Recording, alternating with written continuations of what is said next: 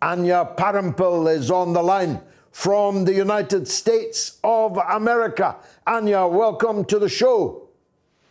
Good to be with you, George. Nice to see you again. Tell us, first of all, just how frantic has it all got in the United States? It looks to me, watching the State of the Union address, that all of America's own domestic problems, economic problems, social problems, racial problems, were all put to one side, as was all the other wars that the United States is still involved in, and everything was about Ukraine. That's how it looks from here. Is that how it feels there? There's actually a joke circulating right now. I've seen some satire outlets make it, and also just individuals making memes and putting it online, that Putin should win the Nobel Prize in Medicine for ending the COVID pandemic here in the United States. Very good point. Whatever happened to that COVID? No one's talking about COVID anymore, and in the last few days, some mandates, mask mandates and vaccine passport mandates have also been lifted, interestingly enough. By the way, Anya, as the truckers were demanding, they got called fascists for demanding, and now their demands have been conceded, just like that.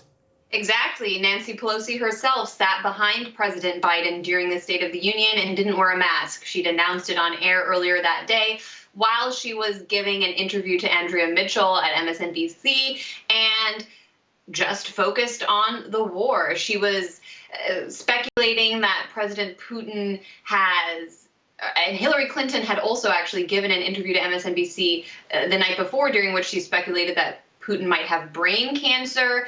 The other line that they're using is that he has long COVID and is acting emotionally and irrationally.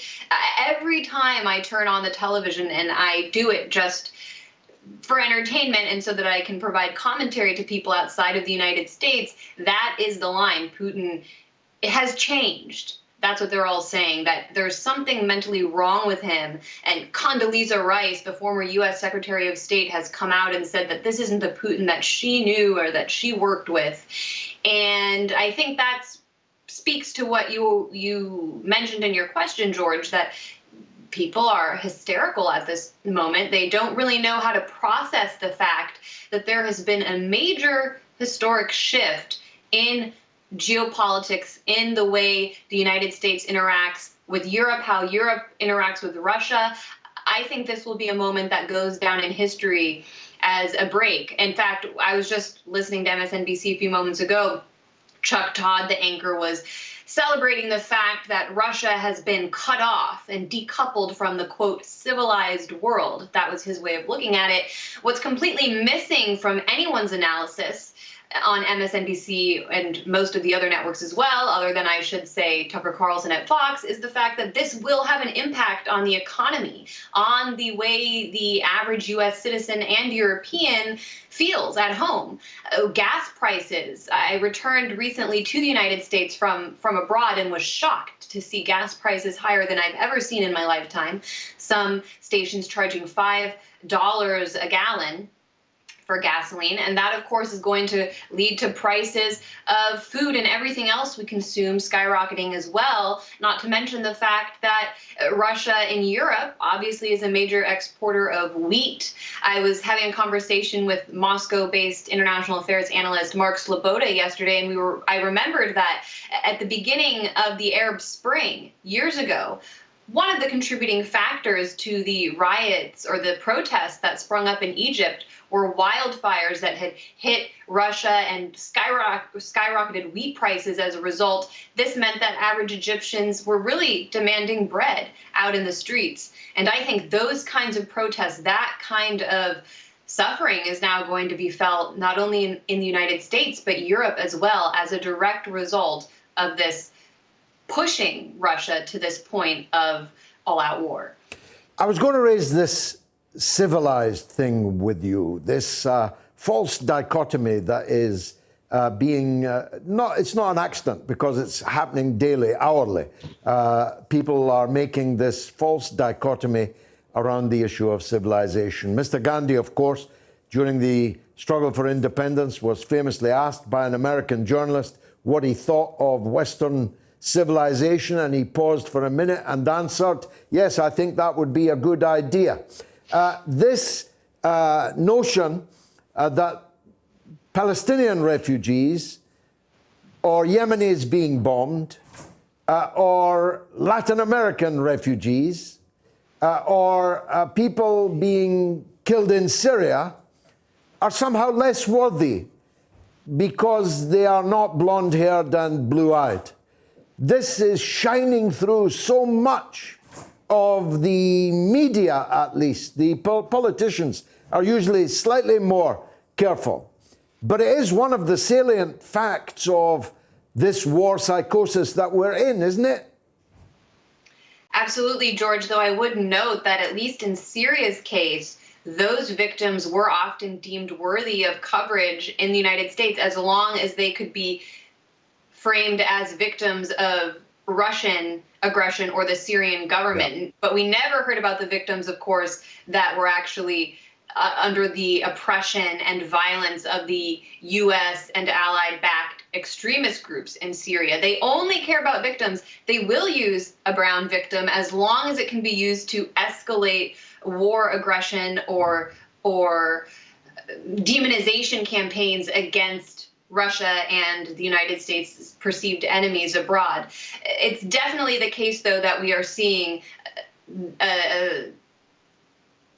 there was, I think, one European anchor who I heard say something along the lines of this was a quiet, calm European country before this war broke out. And not only does that, as you say, suggest a sort of racist way of viewing victims, deciding whether or not they're worthy or whether or not they even exist in the eyes of the U.S. media, but it also was just a complete erasure of what the people of the Donbass have been experiencing for the past 8 years. And that is another key point that I think people abroad should understand. In the United States, people here have no idea that there has been a war going on for the past 8 years. This war did not begin with the Russian military operation in Ukraine. That was a response to a civil war, something that sparked off as a result of a U.S. coup in 2014 in Kiev. That context is completely missing, and that, of course, frames the entire action that Putin has taken recently in a different light. I mean, there's no way to deny that there has been a war taking place for the past 8 years, and yet I don't think the average American, U.S. American, if you polled them, would have any idea that it was going on. And that, of course, is why we're seeing these campaigns to censor and target RT, because RT was one of the few, if not the only network in the world that would actually show what was happening in the Donbass, show the fighting, show the crimes of the Ukrainian military, and of course the Nazi battalions that are operating on their behalf. Quite so. In fact, 14,000 Ukrainians were killed in 8 years. And I think it's fair to say that most of the American and British media never seriously reported it once. You would have to really get your search engine revved up to find any consistent analysis of these Ukrainians. So you're right. Some Ukrainians are more worthy than others. The blood of some Ukrainians more valuable than others. But the other false dichotomy, and you alluded to it there, is that this is happening in Europe as opposed to Asia or Africa, the Middle East, North Africa. But of course, NATO did have a war in Europe. It did relentlessly, for weeks, bomb a European capital city, Belgrade. It did relentlessly, for weeks, bomb civilian targets, kill civilians who were white and European.